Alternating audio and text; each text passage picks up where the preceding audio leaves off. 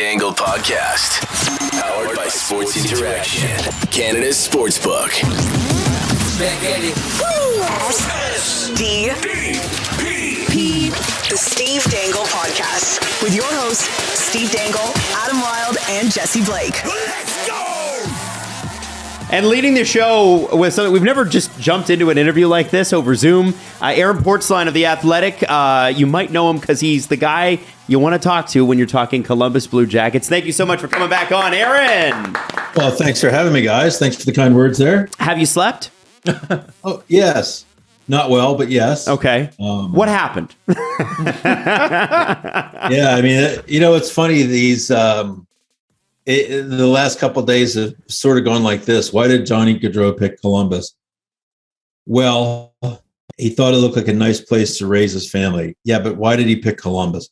There are guys there he knows who've played there, and they've said nothing but good things about it.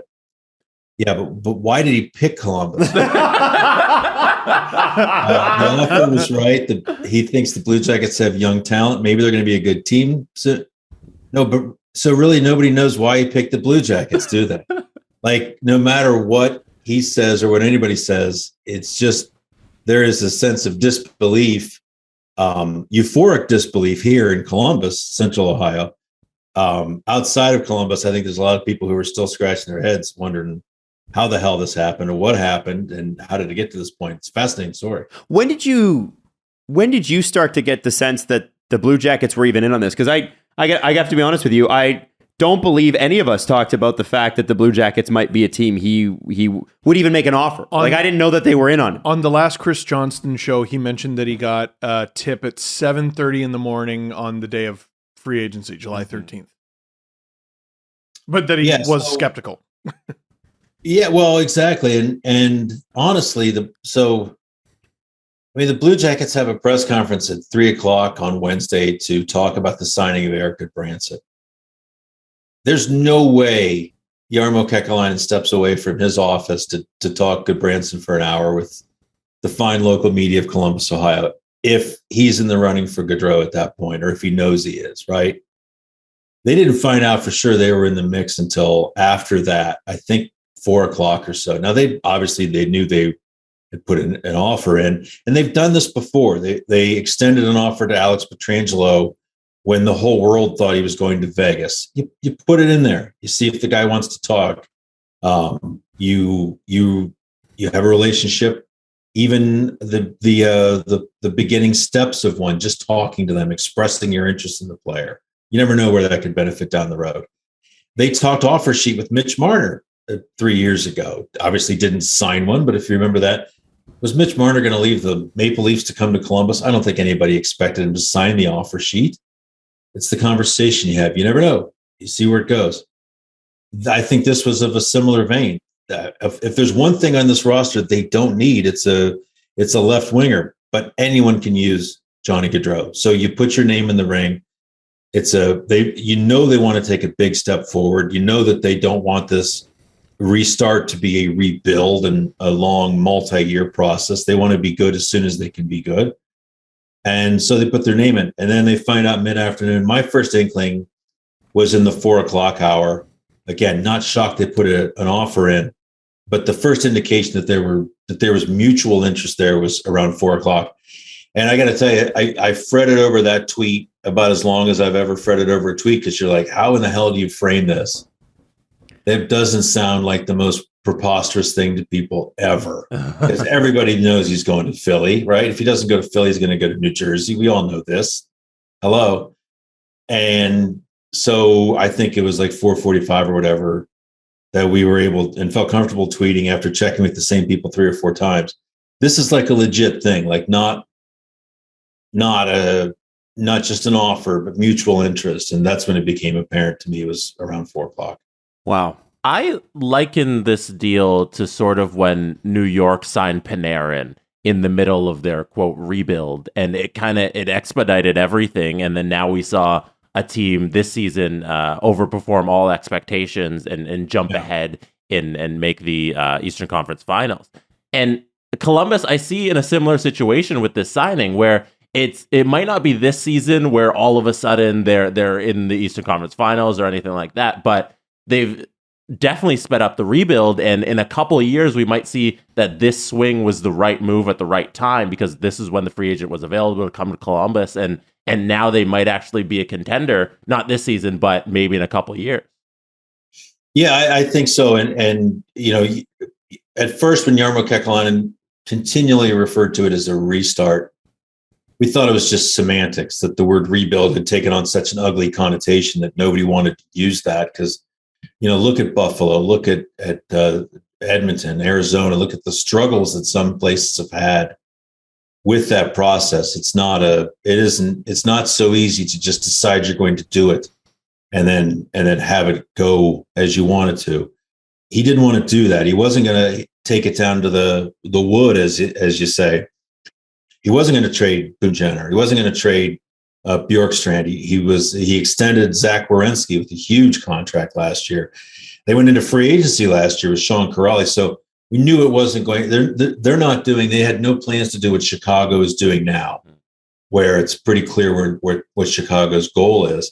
They want to be competitive. They thought it would be a 2 or 3 year turnaround, and this coming season will be year 3 of this. And they should be competitive. They should score a hell of a lot of goals. There's still some major question marks here, and there's still more moves they have to make and fall out of the Gaudreau signing. But it should be a team worth watching. Again, a team that exceeded expectations last year, as you noted, and they expect to be competitive big time this year. Okay, but why Columbus? I mean, I got a text. I won't tell you who it's from, but just earlier, saying, geez, I'm still not sure what happened. I still can't figure this out. I mean, it's hilarious how it's hitting with people. We're missing something, was a text I just got. Like, there has to be another reason here. So and you talked about it the last time we chatted with you. Columbus is a great place to live. Yeah. And on the internet, Ohio takes a lot of shit, kind of like Florida, right? The reality is there are different reasons, but there's a lot of there's almost a meme level version of what Ohio is and what specifically, not maybe specifically Columbus. I think they're more talking about different cities, but Aaron, beyond that, Jarmo Kekalainen, his teams are always competitive. Whether they're going to make the playoffs or not, his teams are always competitive. I looked at, we ran through some of the other organizations yesterday. The Flyers, who, from our perspective at least, are a disaster. The Devils, who are on the come up, but probably are not there yet. The Islanders, who we're not quite sure. We think they're a good team. They should be a good team. They started, 20 out of 21 on the road last year. So it's kind of hard to gauge. Columbus, as an organization, very few people are on the outside of this organization, but have the perspective that you do close up. Where is this organization? And, with David Juracek coming in and being the 6th overall pick, with Eric Gudbranson coming in and bringing his fists with him, what do you think this organization looks like this year? And then I think more importantly, the next 2 following it. Yeah, well, I think they're set up to be competitive this year. They were competitive last year. I think there's certainly a greater sense of that now. If you're looking for question marks, and I do think there are 2 glaring ones, I think the right side of the defense is a question mark. Gudbranson is what they need. An element of Gudbranson is what they need, but that's a third pair guy. Mm-hmm. I don't say that as a slam. I just think that's the reality. He's probably a 15-minute guy, physical guy. Someone's got to clear the crease. Penalty killer. Could be out late in games to shut it down. The top 2 pairs, though, on the right side, next to Werenski on the first pair and Gavrikov on the second, I think are major question marks. And there are potential answers in-house. Mm-hmm. Boqvist had a really good first year in Columbus last year. I think he had 11 goals, a bit surprising, a real struggle defending, a real struggle competing for pucks along the wall. Jake Bean is a puck mover as well, doesn't have the goal-scoring attributes as a Boqvist. Those 2 guys have to get stronger. One of those guys is going to be on the top pair next to Werenski, probably. Last year, Andrew Peeke played there. And, kudos to him. The kid, the first full NHL season, and he's playing on the top pair for most of the second half of the season and paying a humongous price. and taking some abuse for it because it's a bit above his head. But a competitive young man, I'm not sure where it all fits on the right side. There's no perfect answers, and that's a hard way to live, especially in the postseason when your defense is a little sketchy on the right side. The other big question for me is Elvis Merzlikins in goal. There's just a ton of potential. Has a superstar persona, hasn't yet been the superstar number one goalie. Now, this last season was really the first time he's had a full crack at it, played a number one workload, if you will. And it was kind of a mixed bag. There's some emotional stuff there, of course, with this last season with the passing of his dear friend Kivlenieks. So maybe last year is a bit unsettled for various reasons, but he needs to take a step forward and really be a difference maker in net. Pieces are there for them to be very good, competitive for sure this year. In the future, extremely bright. I mean, Sillinger as an 18-year-old last year was a breath of fresh air and really productive as an 18-year-old in the NHL. You assume he's going to be better. Kent Johnson looked a little lost at the end of the season, but this is a sublime playmaker. They love the Juracek pick. He's probably a couple of years away from being an impact player, but could be in the AHL this year. And if that's the case, he could see NHL time this year. I don't think you expect him to really be an impact NHL guy right away like Sillinger was. But they've had four top 12s, 5 first-round picks the last 2 years, and they feel like they've stocked their prospect pool extremely well for the future. Do you expect anything big on the trade front? Because there were rumors and leading up to the draft that like they were in on Ryan McDonough. And I always say like about teams who kind of swing and miss is when they don't get the guy, they don't just go, well, I guess we just won't have him then. I guess we just won't upgrade at that position. So Jarmo's got to be working the phone still, right? Mm-hmm. He is, but he's also in a salary crunch now that he has not been previously. So if they sign Line A, they're probably needing to clear $5 million to be cap compliant. Is that just parting ways with Gus Nyquist? Is that trading him a salary dump to Anaheim or some team that needs to get to the floor? You'd hate to see it come to that because Nyquist has been a real nice player and loves being here. Those are typically the players Columbus has held on to. But something's got to give. I'm not sure that they've got the resources right now to add that big defenseman. But in speaking with Kekalainen this morning, I think his preference is to make a hockey trade, not a salary dump. But good luck with that. Good luck. Because what we're saying is you're upgrading the defense, the top 2 pairs on the right side. Those are expensive. That's an expensive piece. And you're trying to cut $5 million out of your payroll. Those two things just don't jive. So I'm not sure you can fix that right now. I think Boqvist or Bean, Blankenberg, the kid from Michigan that came in last year, or Peak, somewhere in there, they have to find an answer to the right side of their defense. And maybe it's not perfect. Maybe it takes them to the trade deadline and they add a veteran then when the cap woes are relaxed a little bit. I think that's possible as well. I'm looking at this, and Patrick Laine is arbitration eligible. Yeah. Do they want to keep him? They do. Okay. They absolutely do. And do they want to keep him long term? They do. Does he want to stay? Yeah, and my understanding is that they've talked about a 5 or 6 year deal. Okay. The sense I get is that they're $1 million and a half apart. And it's funny, about 3 weeks ago, Jarmo Kekalainen said that part of the pitch they've made to Laine is, maybe don't try to kill us on the AAV here. Don't try to totally bankroll us, because we want to be able to surround you with players. And I think players are suspicious of that, especially in markets like this that haven't won, that haven't had rosters chock full of all-star players. Of course, you're suspicious of that. I would think the acquisition of Johnny Gaudreau may be proof positive to Laine that, okay, there's going to be some jam here. If you're Laine, I don't know that there's a better player to play with than Gaudreau, a better table setter, a guy that gives you more space in the offensive zone by the attention that he draws. this is a team that also has Jake Voracek, a great playmaker. He had 56 goals, many of them to line A, or assists, many of them to line A last year. It's a pretty good setup for line A. So my indication is that the signing of Gaudreau hasn't exactly goosed the line A negotiations forward, but I think it helps them. And maybe it's a little a part of the negotiating process that they haven't seen yet, and maybe it gets it done. Okay, and obviously, Brad Larson sort of taking over as the head coach. What's your impression of him as a head coach? Are the systems going to work with? Because what we've been used to is the Tortorella version of Blue Jackets hockey: hard defense. Right. Everybody's blocking shots, block shots, yell at the ref.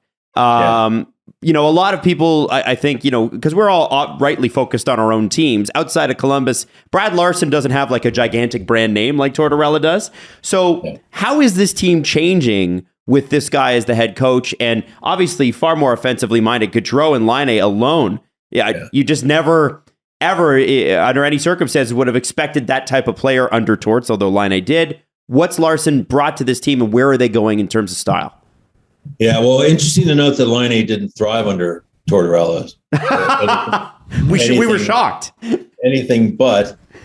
He did with Larson, though. The last year was much better. I will say this in Torts' defense: Artemi Panarin had two of the best seasons that a Blue Jackets player has ever had. Right under Tortorella in that system, and Tortorella absolutely loved Panarin. And the sense was that the feeling was mutual.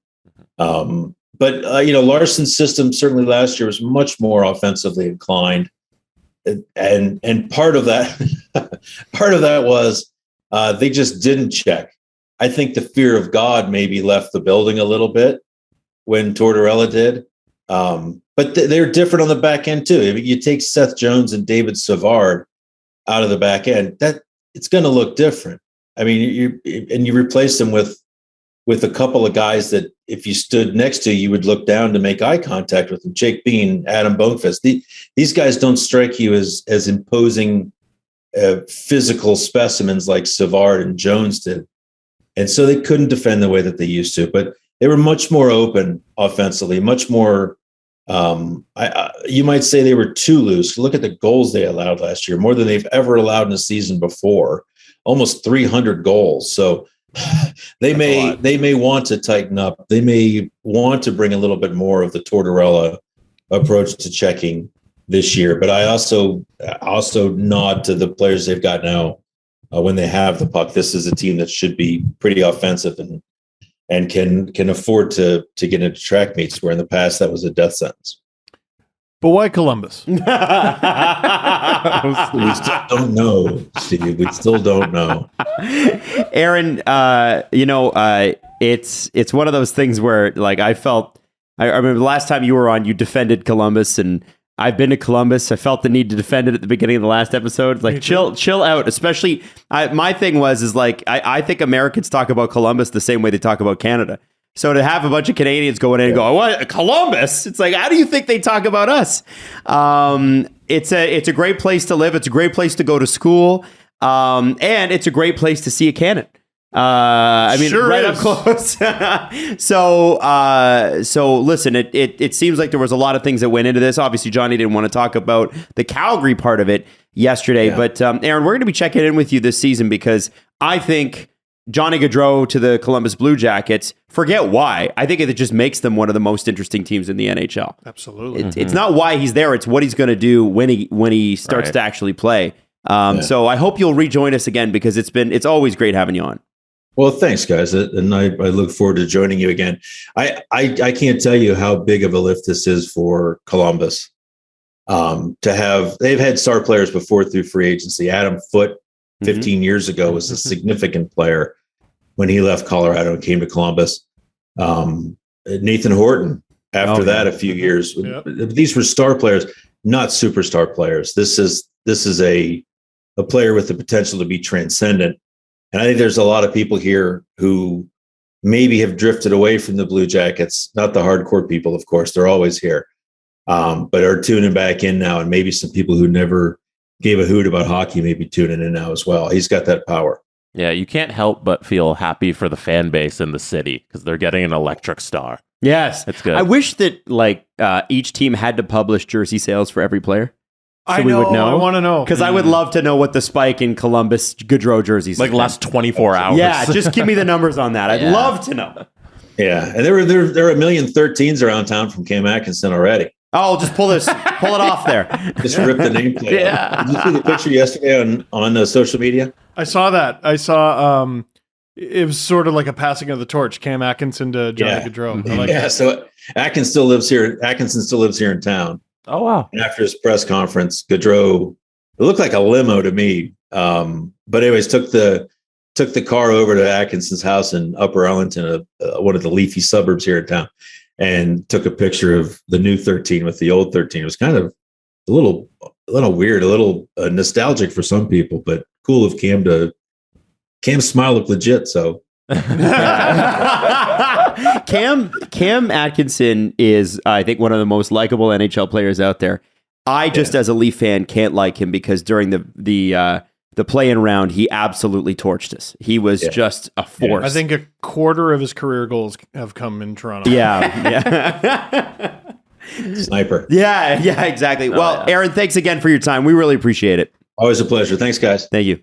And we're going to get into You Can Bet That. And as always, we ask that you check out the tips on responsible gaming in the description of wherever you get this podcast, or, of course, on the video of, if you're watching on YouTube, we always ask that you play responsibly. It is 19 plus. Let's get into it.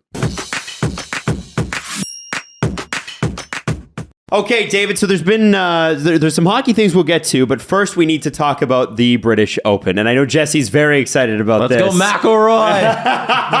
You got to win on home soil. That's what I'm rooting for. It's at St. Andrews. We already know that Tiger missed the cut today. Hit a 75. He thinks he may never actually be able to play St. Andrews again because his body physically can't hold up anymore. But what's the best way to look at this from your perspective, David? You know what? It's funny. And I think a lot has to do with North American time zone. So a lot of times when you're watching golf, you wake up, you have your day, and then golf falls into the afternoon. Well, with British Open, just because of the overseas and so forth, you wake up to it. So we see a lot at Sports Interaction that there's a lot of in play. So people will sit back, watch the event, go online and bet as the hole goes on. So for example, you look at that first group and you look at like Cam Smith, Cam Young, something like that in that range, and you go, oh, okay, I think he's going to birdie that 14th hole. You could actually sit there and bet it before that hole starts if you have a gut feeling. Sometimes people go on heaters. Sometimes they go the opposite direction. In-play golf is probably one of the most fun thing to do outside of NFL football in-play as well. Those are my two favorites.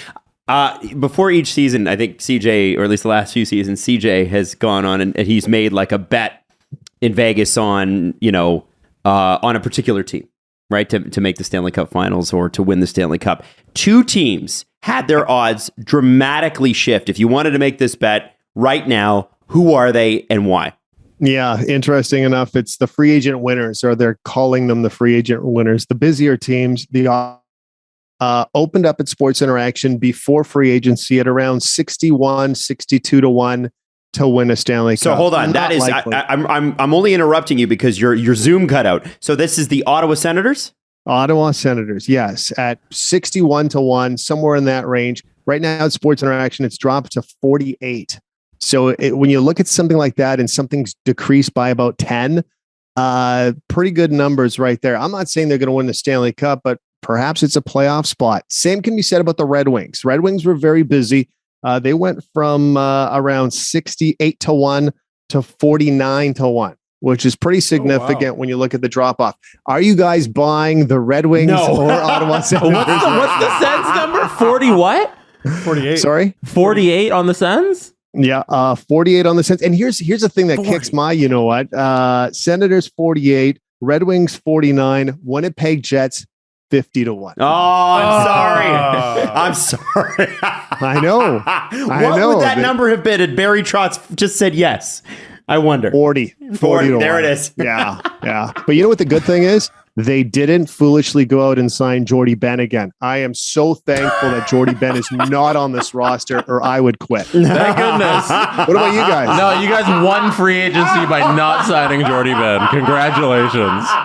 David. I hope he doesn't make the team for your sake, because if he makes that team, the four of us are going to have a conversation. Oh, Dave God. Bassel. Steve's face is so red right now. You know, David.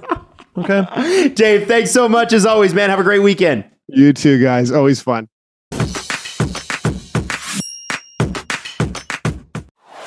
We're all getting older every day. Science. That's how time works. Yeah. You know what else is science? NAD. Supplementation, which is a part of your routine. It needs to be a part of your routine as you age. Elysium Health is one of the most trusted sources for NAD supplementation. Their product basis is clinically proven to increase levels of NAD by 40% safely and sustainably in your body. They have a dozen of the world's best scientists. 7 of them are Nobel Prize winners. Founded by a renowned researcher, you know that this is like the best as a part of your age routine. And again, like I said, we're all getting older every day, aren't we? Science. Smartest thing I've ever said. So go to trybasis.com/STP and enter that code STP at checkout for 10% off Basis prepaid plans, as well as other Elysium products. That's trybasis.com/STP. Use the code STP at checkout to save 10%. Thank you, Elysium Health, for sponsoring this episode. So here's the thing with watches. And I've never fully understood the whole watch fixation, but there's a lot of people that love very expensive watches. I like a good watch. I think it completes the outfit. But do I want to spend that much money on it? Because the watch prices are kind of crazy for something that your phone literally does. Yeah. Your phone literally You tells don't time. really buy a watch for the time part No. in 2022. Yeah, but here it is on my wrist. No, that looks stupid. So here's the thing. The phone on your wrist. And it's the wrong way, too. You want to look put together. You want to look great. You don't want to spend an obnoxious amount of money for it. Watches from Movement are the ones for you. They got the look and quality of the extremely expensive watches from the department store, but they cost a fraction of the price. And you get a beautiful watch right to your door, shipped there for free. And if you don't love it, you ship it right back for free. Free.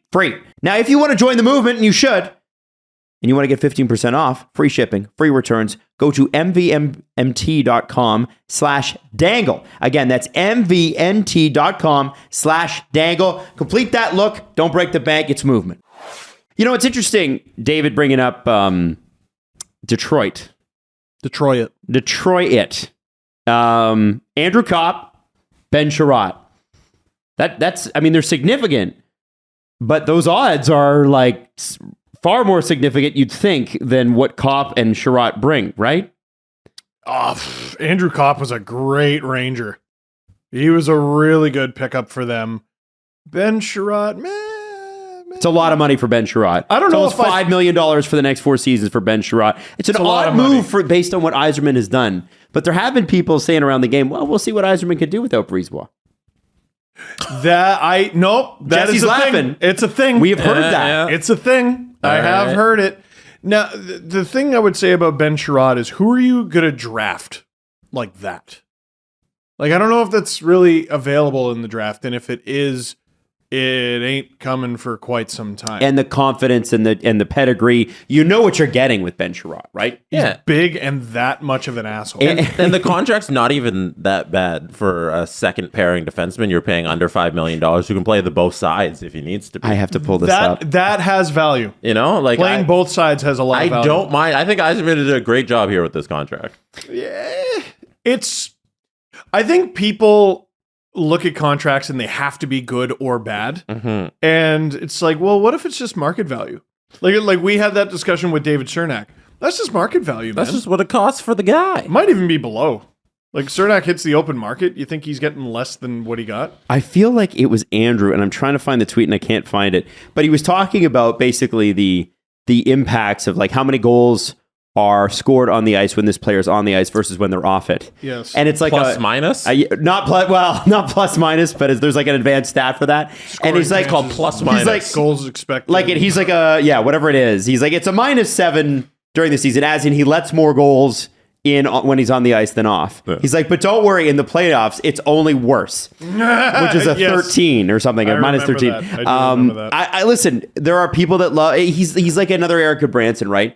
And we didn't really press too much on that with Aaron earlier about the Columbus Blue Jackets, but there are teams that believe they want this. Listen, on the Leafs, there's a lot of people who are like, man, that'd be nice. Have big, dominant, scary guy back more there. offensive upside than Goodbranson for sure. Talk about Andrew Kopp for people that, and we'll get to Perron in a second, but talk about Andrew Kopp for a second. You said he was a good Ranger. Mm-hmm. Obviously, Ranger fans weren't thrilled to lose him. What is Andrew Kopp to the Detroit Red Wings? He's what teams are kind of looking for these days. Like he can play sort of middle six center, I would say second line center. But what teams are looking for is just sort of like a bull in a china shop forechecker. And like he is big and he can play with some belligerence, but he's not overly huge and he's not overly belligerent. He's just sort of a really hardworking player who can score. Would you like a really hardworking player who can score? It's not all that complicated with Andrew Kopp, I don't think. I think he was a great fit in New York, and now he's going to Detroit, who, obviously they don't have the same goaltending, but a lot of the same tools at their disposal. Yeah, their goaltending a little better. You can do worse than Larkin Kopp, I think, as your up the middle. Kopp's gone to better goaltending in Detroit. Get out of here. You think so? He's upgraded. Did they make a change in net? I don't remember. He's gone from Igor to Vili. Oh, yeah, they have Husso. I was like, does he not get this? No, I didn't. I think everybody watching was like, is Steve in on this joke or not? Nope. All right, it's Friday. This is our second show of the day, and I'm just like... It's Friday. Steve needs 2 days off. I'm like, well, Nedeljkovic Grice, it's not very good. I don't know. I was just thinking of your guttural... What Yzerman's done with the contract situation, I think, is great in Detroit. He's kept all of the salaries low and not to a lot of years. Like the only players who are signed through 3 years from now are the two signings he just made. Yep, Kopp and Sherratt, and then Husso. Like those are the only three guys who are going to be here in 3 years. So he has like an empty lineup that he can just fill with the young guys that he's going to have to obviously hand out the big contracts to, but they're on their ELCs right now, so it's not something to worry about really right now. And he can build a winner. Like it's the rebuild's kind of done in Detroit, and now it's the build. We always talk about the tear down, and now it's the build up for them, and we'll see what Yzerman does here. A couple things there. David Perron, one of the most underrated value signings. Yes, I thought of free agency. And noted. What's his name? Noted Alan Wall's client. Thank you. David Perron, and a full season of Jakub Vrana, I think, is going to change things for them. Yeah, Vrana is one of those guys that like you forget how good he was. Yeah, but he I think started hot or had a hot preseason or something like that, and then friggin' was out for several months. But then in Washington too, right, where he fell out of favor, like he was. That's still a very strange trade. I want to know what happened there. I don't know. The other thing is they've got to work on, and you would expect that sometime this offseason you're going to hear about a Dylan Larkin extension. Mm-hmm. Oh, I am surprised we haven't already heard it. So let me ask you this. Mm-hmm. What's the Dylan Larkin number? Point a game player. Ooh. 9. 9? Yeah, I don't think... I keep going back to the Matt Duchene contract, which is 8 times 8. Yeah, mm-hmm. I think he can ask for more than that, man. Especially because it's a different year than that. 8 8 years, I think. Yzerman not always in on the whole long-term thing, but he's got some now. 8 might be able to get it done 8.5. Mm-hmm. I wonder 7, something like that. I think we're sort of underrating how much work there's left to do in the NHL. Moves need to happen, it would appear, in order for Nazem Kadri to sign his contract. And I wonder if Dylan Larkin is waiting for that number. Because what if he signs his number or his contract now, Nas gets 10, and he's like, oh, shit. Like, I just took $1.5 million less per year than Kadri? I think I got the number. What is it? 8.71. Because of his number. He's 71. Gonna fucking 8.7171. It's got to be 2 7 ones. It's got to be gratuitous. Give me that extra $71. Steve, why can we revisit why you hate that? I just putting your number in the contract. I looked at the amount of cap space the Leafs have already. Yeah. And it's like such a strange number. And I'm like, why is it such a strange number? Oh, because two guys tacked on had to get $34,000. sorry, one guy had to get his professional hockey jersey number. The other guy had to get his junior hockey jersey number in his salary. Like, how? Fuck off. The both of you fuck off. Oh, no. Do Why? it. It's Yeah, like $90. Why is Who it a cares? sourpuss about it? Yeah, sourpuss. It's fucking weird. It's weird. Sourpuss Steve. Here he I is. don't care. It's super weird. It's the weirdest thing that you have a gripe with. Matthews put in 11.34. Yeah, and before that, the weirdest thing was Chuck Fletcher in Minnesota because you hated on Minnesota. That makes sense. Yeah, and I was right about that. But you were right. Okay, You were so right. about that. How are you going to be right about them Yeah, putting we'll numbers see. in there? I don't know. I don't know yet, but we'll I don't know how you win this. I don't know if there's an upside on this one for you, man. Yeah, I think you're Minnesota, no. there was very definitely an upside. It's not that they're two guys you shouldn't give it to. It's that they would ask for it. You know what This I mean? is a very get off my lawn take. Yeah, I don't care. It is. I don't care. Okay, so Detroit, I mean, listen, they're turning the corner. They're looking good. We'll see what they are this year. They're in a tough division. I was wondering, before we get to Dallas, because I want to talk Dallas before we do the press conference. Mm-hmm. I was wondering, is there a world where the Metropolitan is not just more competitive, but far more competitive than the Atlantic this year? Well, like here's the funny thing about free agency. Who got worse? Who got worse? Like this could Calgary, so far. Yeah. Whoever We're signs- We're they talking could about sign the Cot- East, though. Oh, in the East. Yeah, but like, Oh, yeah. like I'm just looking at it like so the bottom teams in the Atlantic Mhm. all got better, except for Montreal. But like Montreal will get better. They got Slavkovsky. Yeah, they got Slavkovsky, and they'll get better by virtue of the fact that they're not going to be calling guys up from the ECHL because they have like 12 guys on the COVID list. The Metro, which I think was a relatively even division to begin with, Mhm. with the exception of two like real have-not teams. I mean, the Devils got better. It's just Philly kind of languishing. Mhm. The Islanders Philly will be thinks better. they got better. They didn't. Maybe. But the Isles will get better just because of the schedule. They're for playing at God's home. sake. Yep. Yeah.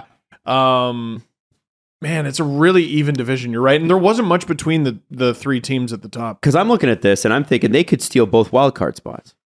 Like when you look at So could the Atlantic. tell me who's not going to make the playoffs here. I know. Capitals? I know. Are they not going to make the playoffs? Are the Penguins not going to make They the got playoffs? better. Are the Rangers not going to make the playoffs? Are the Islanders really not going to make the playoffs after, the bullshit season that they had last year? And I know they swung and missed on Gaudreau. And then the Hurricanes. Are they really not going to make the playoffs? There's 5 teams right there. Easily. The only teams, Columbus will be competitive. Yes. New Jersey, I think they're going to be competitive in 24 months. No, that's relevant because they're going to steal points. Yes. Right. No. I'm laughing at the fact that you're writing off New Jersey, Columbus, Philly. Again. Well, I'm writing off Philly for sure. Adam's working with what happened last year. Sure. Which is relevant. It Yeah, makes sense. Listen, I don't. The Columbus has some of the best goaltending in that division. That they've got a good platoon there. In terms of what I'm talking about is goaltending solid all the way through. Yeah. These guys are good. Yeah, I think Korpisalo is going to bounce back. And they got some. He was hog and shit Portsy last said year. it right. They've got question marks on the right side of their D. I get it. What'd you call him? Portsy, Aaron Portsy? Portzline. Yeah. That's what they call him.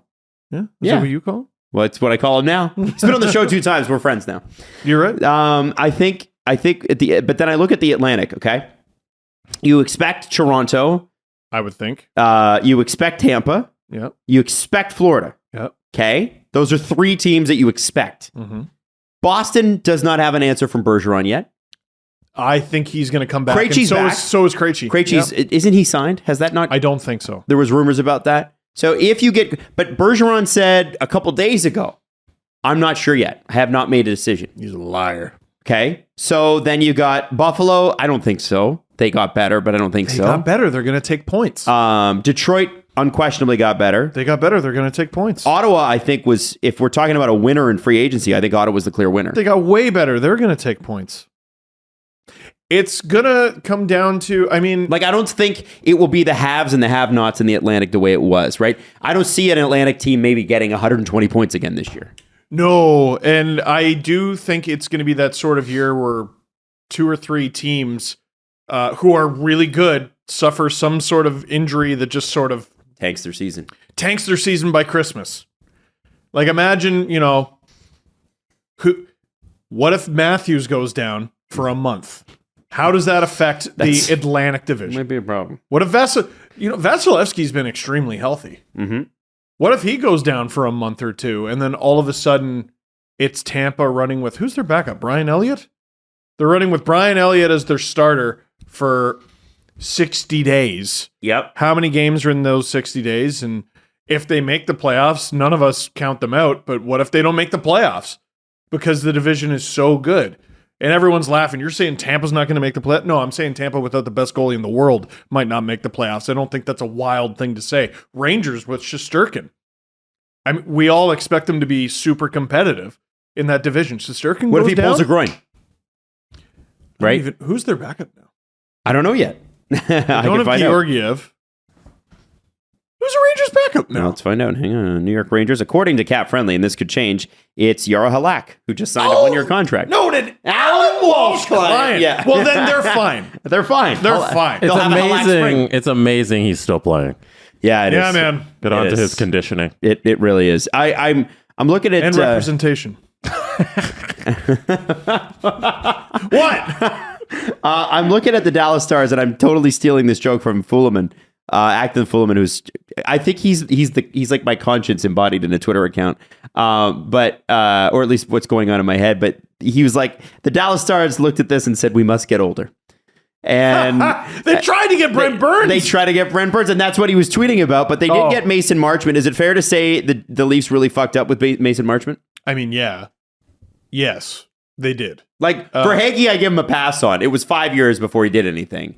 Mason Marchment was like, GM. man, he just signed a contract that was worth almost $20 million. I feel bad for Dennis Mulligan because like the Leafs got him back, and people are like, "Who fucking cares?" And it's like, oh, he didn't do anything to you, man. No, he barely even played here. No, and like the Leafs took Mason Marchment from like an AHL, ECHL player to a really effective championship-winning AHL depth player. Scored 2 goals in the Calder Cup winning game. Yes, he did. We were there.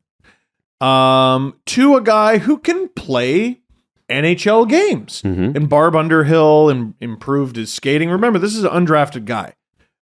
Really improved his skating and turned him into an NHL player. No one thought this was there. No one thought a like 0.8 points per game Selke vote receiving guy was there. So credit to the Leafs for helping him get his career off the ground. Credit to the Florida Panthers. That's where the real credit should go. Yeah, for developing him into a real factor in this league. Florida signed him to 2 contracts that were worth under $1 million. He signed for $700,000 and then $800,000. So both those years, still nobody expected him to do anything, and he still hadn't produced yet. And the situation with athletes is so important, and who knows if he develops into what he is now if he's on the Leafs, and he goes to Florida, and then finally that second year he's in, he finally becomes his full form Mason Marchment, which is incredible. He was playing in the top 6 with Florida. That wasn't available here. No, yeah.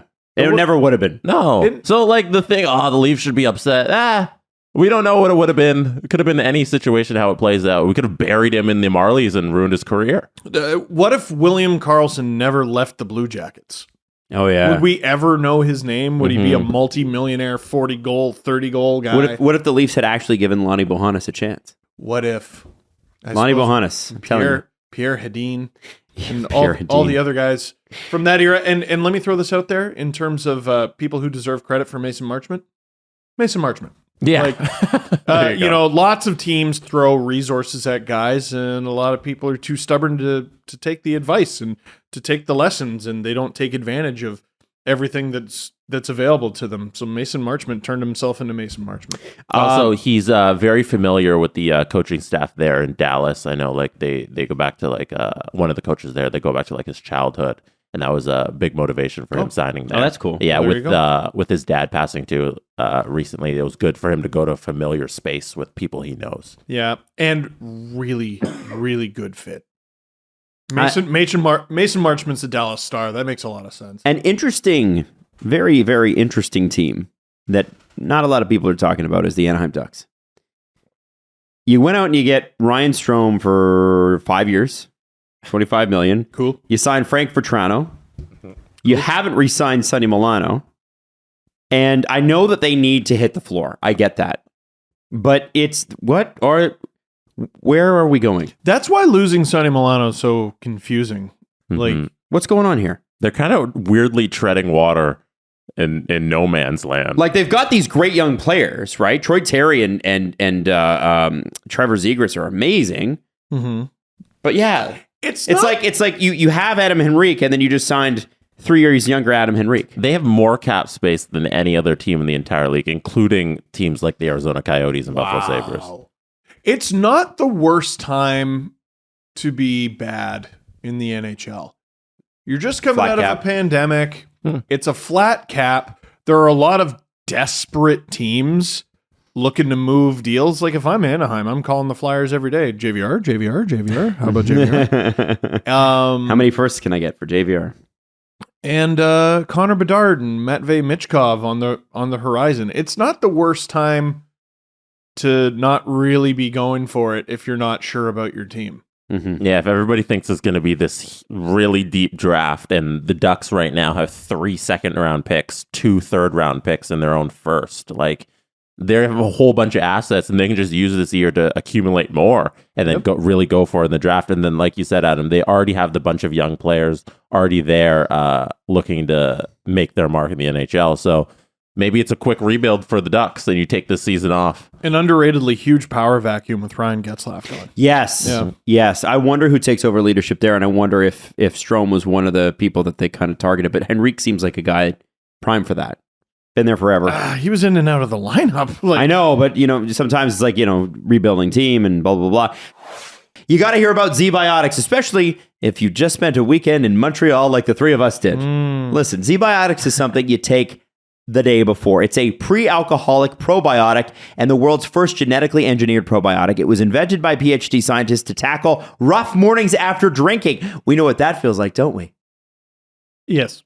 Here's how it works. When you drink, alcohol gets converted into a toxic byproduct in the gut. It's this byproduct, not dehydration, that's the blame for your rough next day. Z-Biotics produces an enzyme to break this product down. It's designed to work like your liver, but it's in your gut where you need it the most. And remember, you got to drink Z-Biotics before drinking alcohol, and please drink responsibly. So check this out. Go to Z-Biotics to try it for yourself. zbiotics.com/SDP to get 15% off your first order when you use the code SDP at checkout. Z-Biotics is backed by a 100% money back guarantee. So if you're unsatisfied for any reason, they'll refund your money, no questions asked. Remember, head to zbiotics.com/SDP and use that code SDP at checkout for 15% off. Thank you, Z-Biotics, for sponsoring this episode.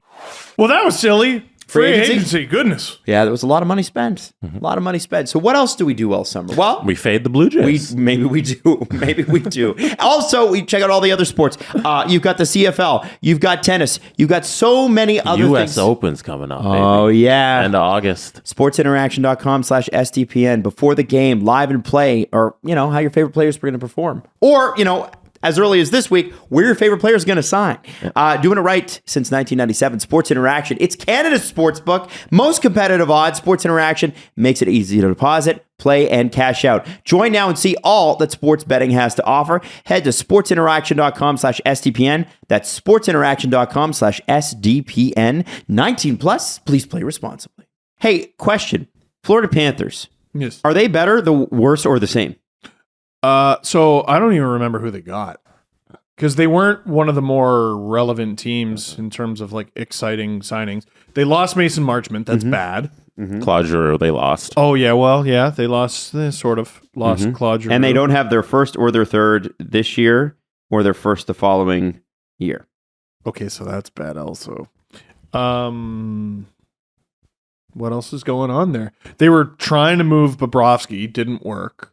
Who was going to take that? Remember, there were whispers that no. You want me to read off their guess. signings? Yes, please. All right. So Alex Lyon, In net, yeah.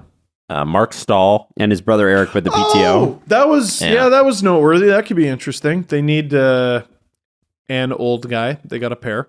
Nick Cousins, Depth guy. Colin White, That's a smart signing. I like that one. Rudolph Balsers, I like him too. Shout out Lafayette. Nathan Staios. I don't know. That's it. Any relation to Steve? I don't know. Probably. Oh, and Anthony Botetto. So not any big name moves. No. And They are $3 million over the cap currently. They're going to be missing Anthony Duclair for a number of months too with that Achilles injury. Okay, so that's probably putting them under the cap, but they're going to have to make a move here. They have to move some salary. Potentially. I mean, they've got. Here's the problem for the Panthers. Their dead cap this year is almost $7 million. You got Scott Darling. What? Scott Darling. When did that happen? Let's find out, shall we? Scott Darling. Yeah. They're paying Scott Darling $1.3 million. They bought him out. Remember? They signed him to a contract, remember? And he had a modified note. You don't remember that? No. 17-18. They signed him to a 4-year deal. Modified no trade. Oh! But sorry, it wasn't them that signed it. The Hurricanes signed it. They acquired it. I believe they've bought him out since. Wasn't there... They had like a trio of, wasn't it Darling, Reimer, and Hutchinson? Right. And the Leafs got Hutch? Yeah. I think I remember that And now. then Keith Yandel. And Keith Yandel's going to cost them, on the dead cap, $5.3 million. Oh. So this is the interesting thing now. Like, I think there's a lot of teams. I think we're going to see an explosion of news Yeah. over the next week. Still, there's still a couple logs holding up the dam there. And then I think come September, after everyone's, been to the cottage and relaxed for a little bit, there a bunch of these teams that are over the cap are going to be like, fuck. And, or I think some teams are, we saw it heading into the trade deadline in the playoffs. I think there might be a couple sore shoulders. Oh, yeah? Oh, yeah, they had a long, deep run against a tough team. I got a crick in my neck, and I think my ankle's a little ankly. The reason that the Yandel buyout, by the way, seems so weird is that it happened on the 15th of July last year when everybody's time clock was all messed up, and then he signed in Philly. And he played. Oh, that's right. So the cap penalty this year for them is $5.3 million, and then the following 2 years it's $1.2 million each. The second, that doesn't make sense. Yandel played all last season in fucking Philly. Yeah, so and then we talked about that controversy. You can buy him out and then he can play. Oh, right. So Florida bought him out, but previous to last year, he signed a league min deal. Chuck Fletcher's like, fuck your streak. And that was the end of it. Well, or Alan Vigneault was, whoever was there. I don't know. Phil Kessel he's gonna shatter it anyway. Yeah. But yeah, Yandel was coming off the end of a 7-year, $44.45 million contract signed by Tom Rowe. Wow. In July 2016. Hey, by the way, June 2016. You know what we never talk about? That 2016 free agency class, which was terrible? All the re-signings that happened before people made it to UFA, which were also bad, of which Yandel is one. Stamkos was a fantastic one. It was. He stands out because there's another guy who signed for like market value. Yeah. So Yandel had $6.35 million. If the Panthers had held on to him for this year or this past year and next, $6.35 million, but they're saving like $1 million on the cap. Can we play a quick game? Yeah. Yep. I'm just gonna list UFAs right now, free agents who need a sign. You guys give me a team. Right. That's it. And then we keep moving. Nazem Kadri. Colorado. I think it gets done. Colorado. Sneaky pick. Islanders. Patrice Bergeron. Bruins. Retired. John Klingberg. Dallas. Oh, really? Yeah, I think he stays. Jeff Merrick's going to be so upset. He's got the Klingberg beat, and we've been thinking he was going to move forever. That's his Brendan Team, Mennel. Adam. Man. God, Klingberg. Who's...